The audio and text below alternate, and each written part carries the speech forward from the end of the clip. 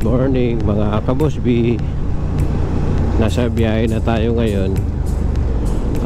Papunta tayo ng norte. Ngayon try natin kung makakapasok tayo dito sa expressway. Maguindanao tollgate ay Maguindanao Mindanao tollgate na dadaanan natin. Try natin kung may cash lane pa ba.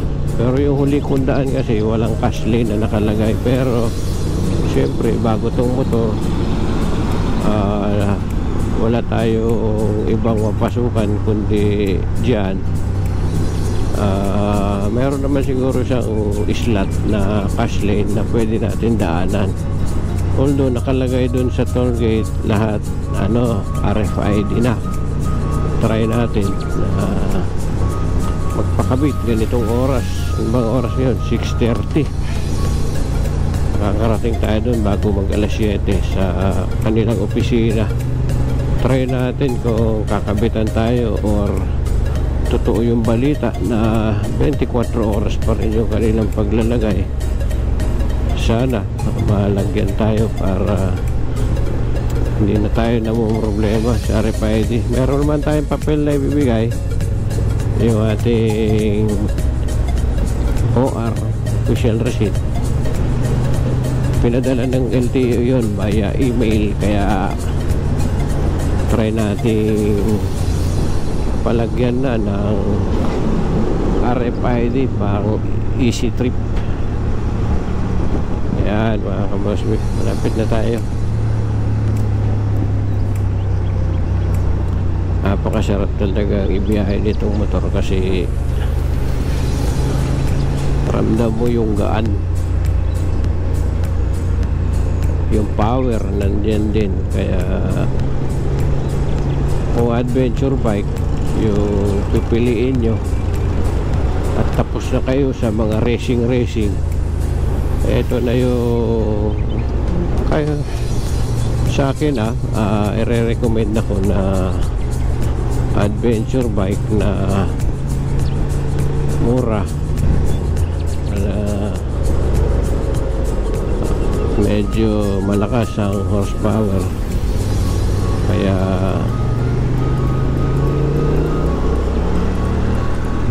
try natin dito sa pinaka ayan. Alam ko wala na naglalagay dun dito, kaya baka dito, hindi kaya dito naglalagay ng RFID. Ito ba? Ito wala pa mga kabosbi. Ayun dyan dapat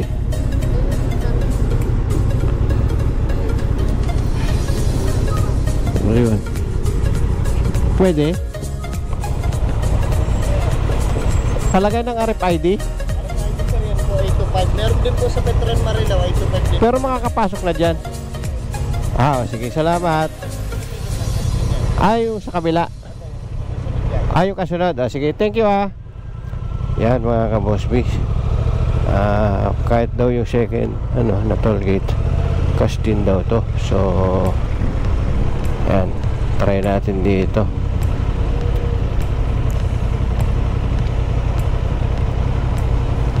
Ayan yung sinasabi ko mga kabosbi, lahat ng kanilang tollgate RFID na yun nakalagay yan.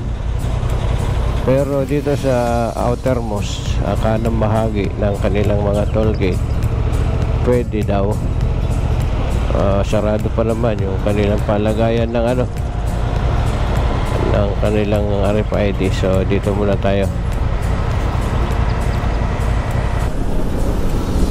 Ayan, sa takbong sandaan mga kabosbi, ramdam na ramdam dito sa magkabilang braso yung hangin. So meron na, alam ko meron na bibili na wind deflector dito. Wind deflector lang naman para yung buga ng hangin hindi itatama dito sa ating mga braso.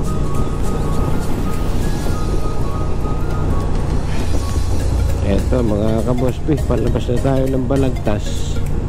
Yung kinakwento ko kanina, Hindi tayo nakapagpalagay ng RFID, nalagpasan natin lahat.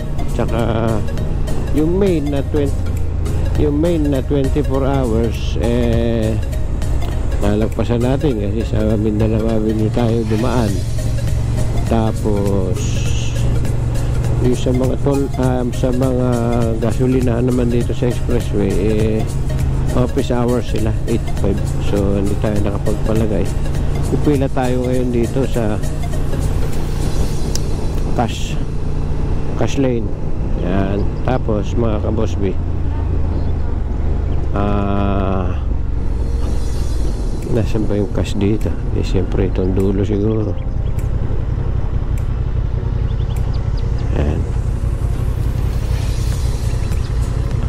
Tapos mga ka-Boss B, siya pala ang sinasabi ko kanina, may wind deflector na mabibili para dito. Tapos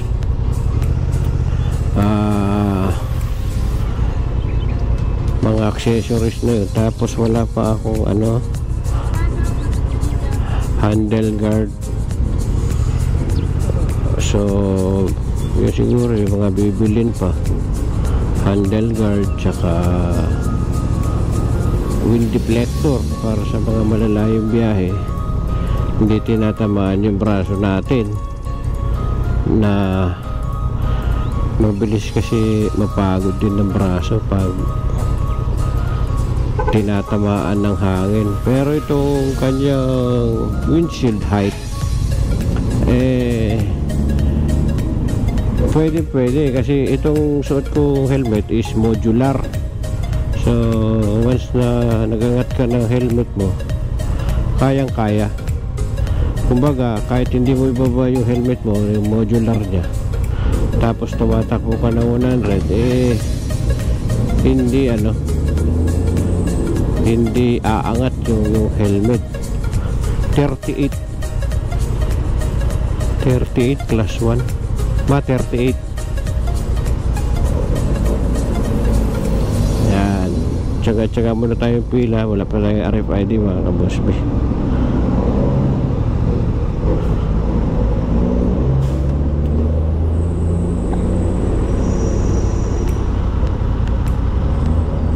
Yan.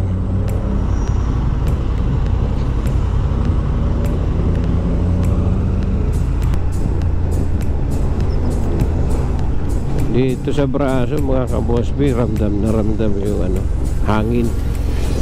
So malamang sa malamang bibili ng wind deflector, yung nilalagay dyan sa harap. Yun yung mga concerns dito sa mga cons.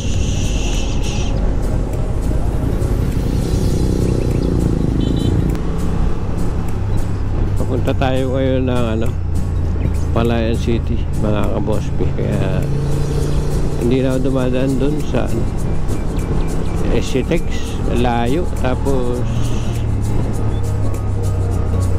una, malayo, medyo mataas din ang babayaran sa tollgate, iikot ka pa. Eh nakamotor naman tayo, kaya okay na to, happy na. Pero makakarating tayo doon mga bago mag alas 10.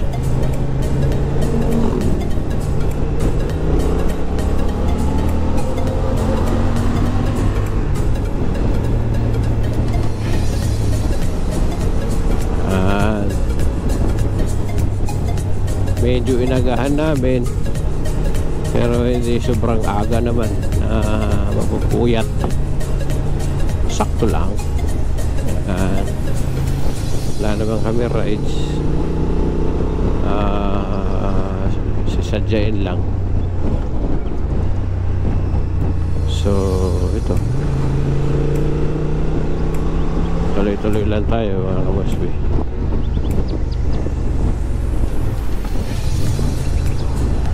Itong kagandahan pag manual, napakabilis sumingit, napakabilis kunin yung acceleration.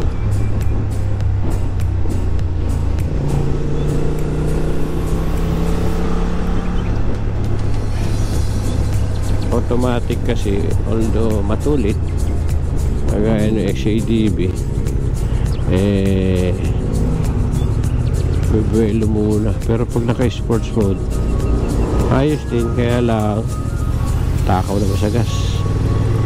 So ganun talaga, walang perfectong sasakyan. Kahit sa tao wala perfecto eh.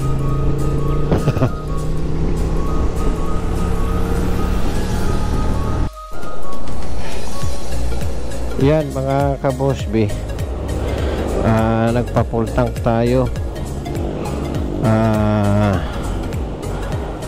Sinagad natin ng full tank, tapos nag-zero tayo. Pagpagkasulit natin, malalaman natin kung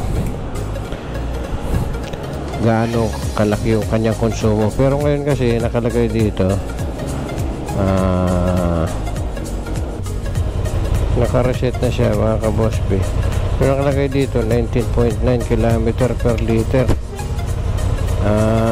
Malalaman natin yan kasi naka-zero tayo. Naka-zero, tapos full tank. Okay, let's go. Guantes ulit. Huwag kalimutan ng guantes. Suabe mga ka-Boss B, ang lambot.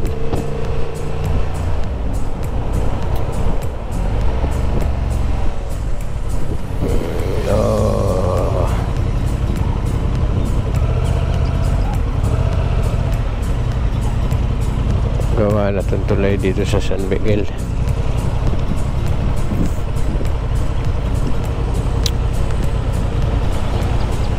Ay, San Miguel, San Ildefonso.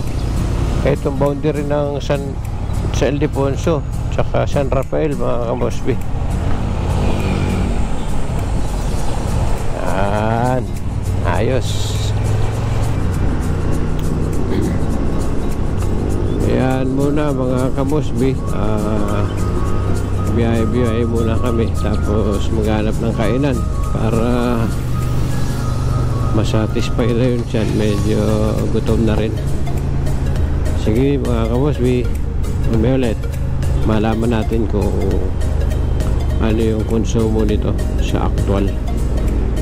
Kailangan makita natin yung actual na konsumo ng gasolina.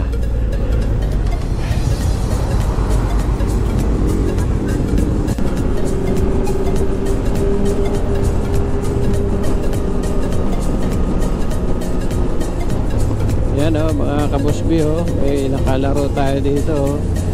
Napasama tayo sa mga big bikers na to. Yan, saan kayo papunta doon mga to?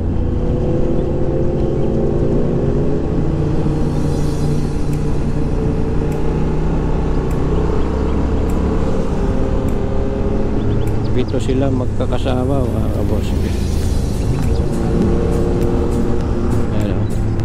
Pinakamakalaki sa kanila yung GS. Yan,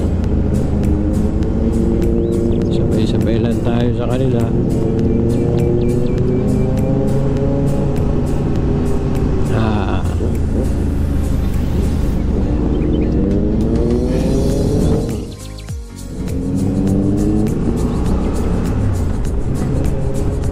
No, GS.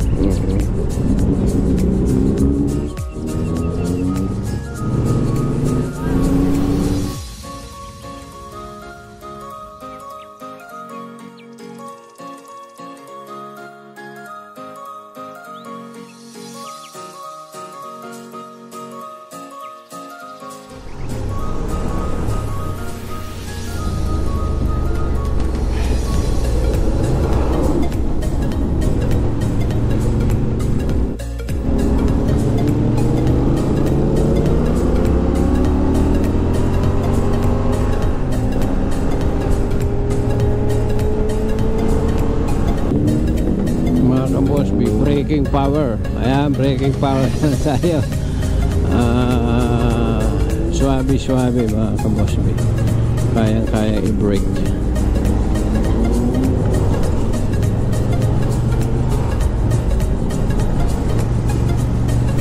sa arangkadahan, wala naman problema.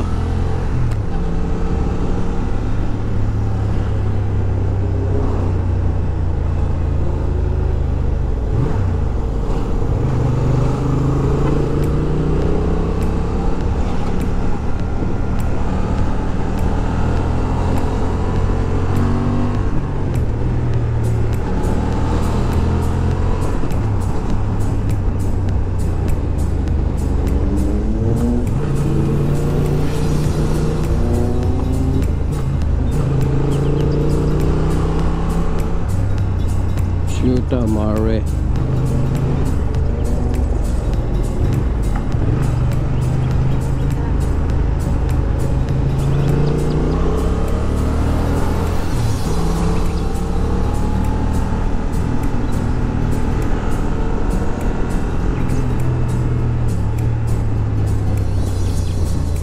Saan tayo? Dito.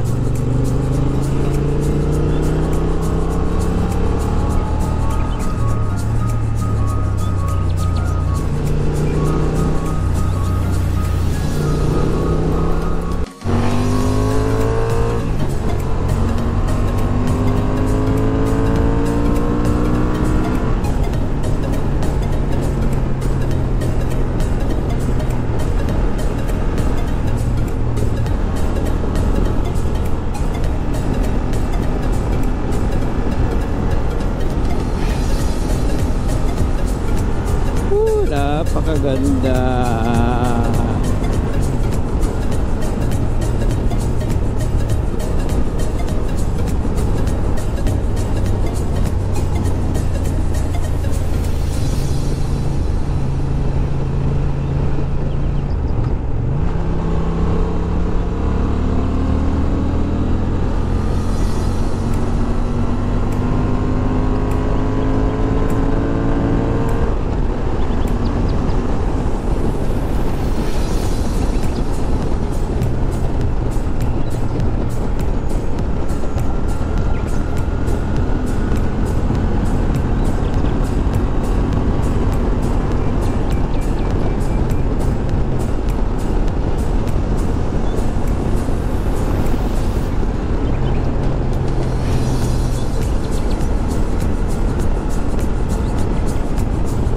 Lapit na magawa yung tulay, oh.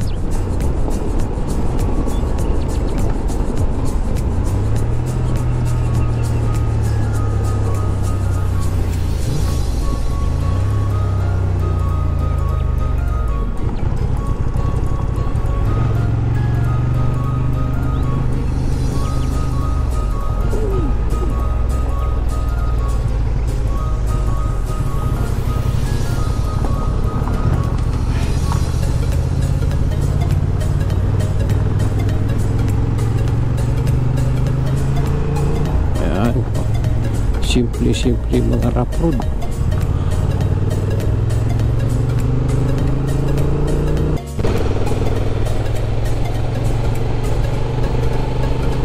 Ayan, try natin sa mga banking mga kabosby, kasi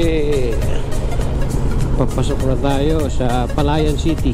So dito banda rito mga banking konti, eh.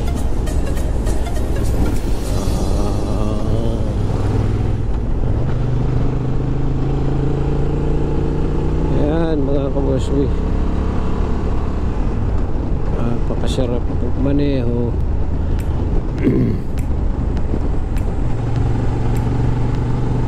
Ayan, oh. Alright.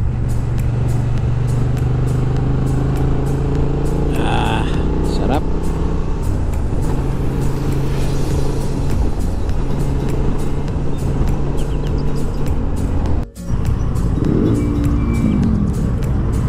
Yan mga kabosby, dito tayo ngayon sa Santa Rosa na tato, Agapan.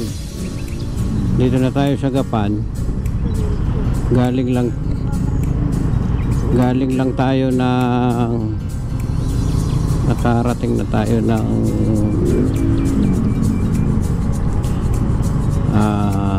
Palayan City, umabot pa tayo ng bayan ng Natividad, mga ka-Boss B. Sa mga lugar na yon, dito makikita natin 158 kilometers simula nung huli tayo naggas. So sa 158, 2 bar yung nabawas mula sa full tank, kaya mamaya magpapagas tayo bandaron ng Bulacan, sa may bandang San Rafael. Tignan natin kung magkano yung may dadagdag na litro, ilang litro yung may dadagdag dun sa full tank. Yun yung nabawas sa 158 kilometers. Didivide lang natin yun, i-divide natin yun sa liter, tinakbo versus liter. Yun, makukuha na natin kung ilang kilometer per liter yung konsumo ng ating motor. So mamaya mga ka-Boss B, papagas na tayo para malaman natin kung anong ito, gas consumption, yung kanyang tinatawag na mileage. Yan, ito yung first long ride nitong ating motor, kasi kung makikita nyo, sa trip A, 605 kilometers na yung natatakbo.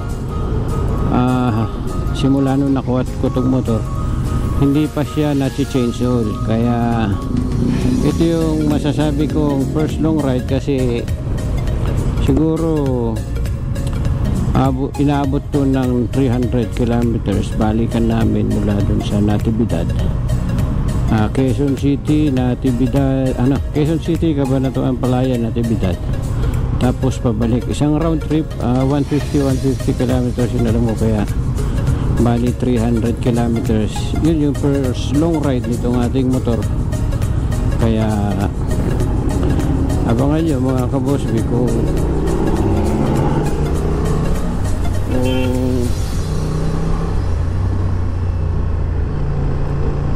abangan nyo kung gaano kalaki yung mileage nitong ating motor.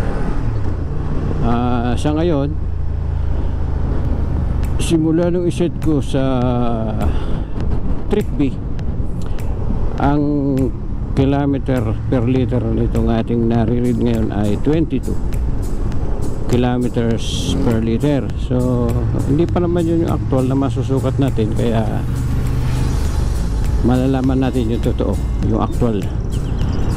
Yun nga palang takbo natin, may halong kwan yun, may halong waswas, kumbaga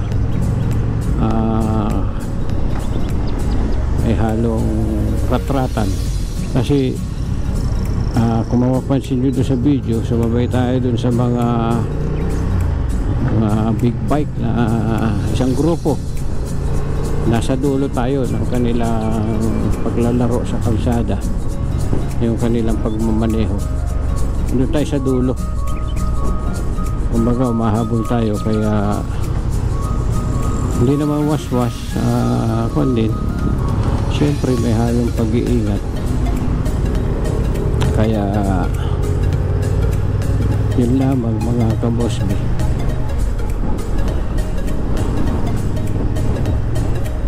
Mamaya ulit mga ka-Boss B.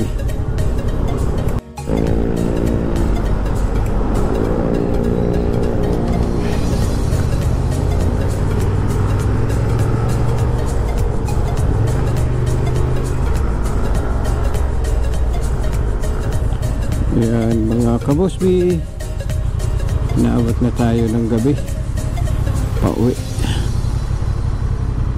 Yan, pagas na tayo. Dito na tayo magpapagas ng full tank. Dito tayo San Rafael, 191.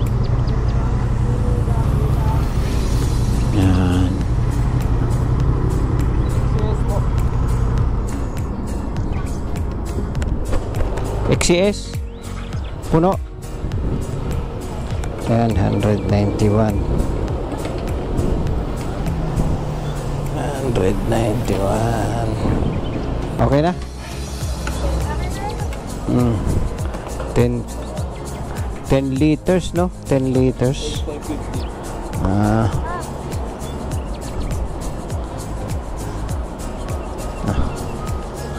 Ayan. Ayan mga ka-Boss B. Ano? 10 liters. Tapos 191 kilometers ang tinakbo. 191 kilometers simula nung ating i-full tank. So nag-full tank ulit tayo ngayon, kaya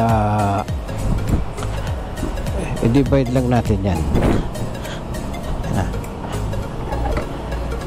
191 19 liters 19 kilometer per liter lang, di ba? Tama ba mga kamusbi? 191.1 divide by 10 point pati nasa na 10.5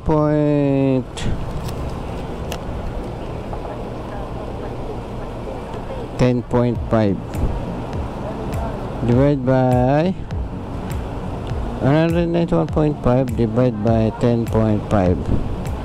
Oh, 18 kilometers per liter yung actual niya mga ka-Boss B.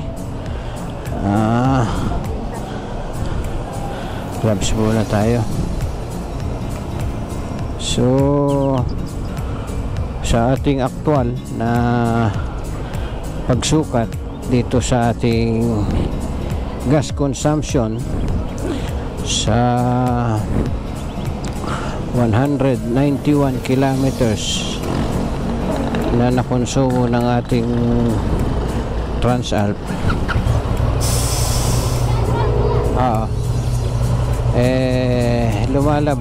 lumalabas 18.5 kilometers per liter. So eksakto dito rin tayo nagpagas nung una, nung papunta tayo ng Cabanatuan, dito rin tayo nagpagas pauwi. So mga ka-Boss B, yun yung ating gas consumption simula nung nagpagas tayo, huli tayo nagpa-full tank dito. So yun lamang mga ka-Boss B. Salamat sa inyong panonood. Medyo magko-concentrate muna ako sa